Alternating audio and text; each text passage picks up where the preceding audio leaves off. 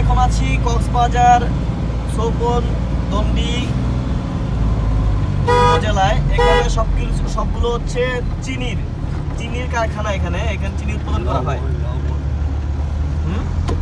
লবণ সরি এখানে সবকিছু হচ্ছে লবণের কারখানা। আর যেটা ঘুরতেছে এখানে হচ্ছে পাইপ পদ্ধতিতে বিদ্যুৎ উৎপাদন করা হয়। রোডটা দেখেন কি সুন্দর, অসাধারণ। কক্সবাজার সদরে পড়েছে এটা। এখান থেকে লবণ এখানে জলবদ্ধ করে লবণ তৈরি করা হয় এখানে।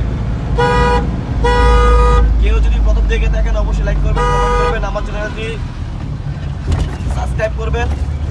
আর কে আর ব্লগ ভিডিও থেকে সবাইকে স্বাগতম। এমন ব্লগ পেতে বা ভিডিও পেতে আমাকে উৎসাহিত করবেন। ঈদগাঁও 6 কিলোমিটার।